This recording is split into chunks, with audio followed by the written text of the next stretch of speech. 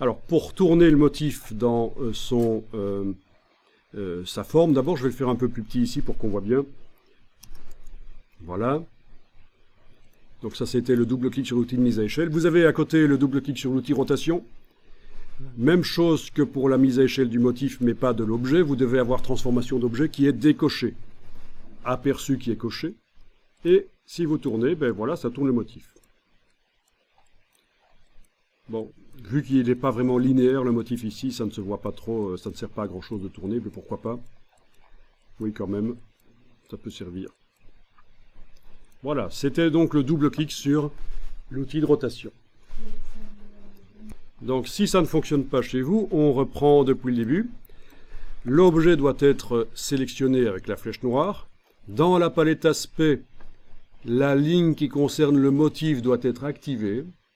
Vous double-cliquez sur l'outil de rotation. Vous avez décoché transformation d'objet, vous avez coché aperçu. Transformation de motif, évidemment, est coché, il n'y a pas le choix. Et on peut tourner. Vous devez indiquer doublement sur quoi vous travaillez. Je travaille sur l'objet et plus particulièrement sur son fond motif. Sinon, ça ne le fait pas. Alors, dernière chose concernant les motifs, possibilité de les déplacer dans les objets.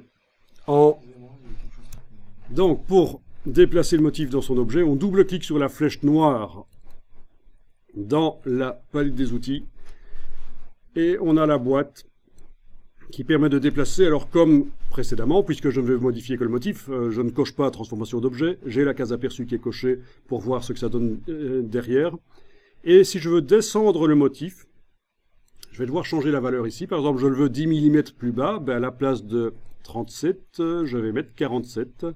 4. Touche tabulation. Et voilà, il est descendu.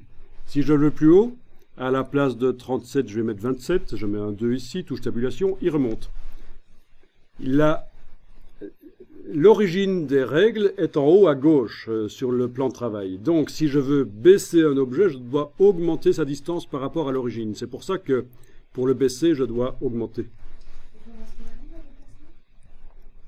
Pour déplacer le motif vers la gauche, ben, il va falloir que je diminue. Voilà.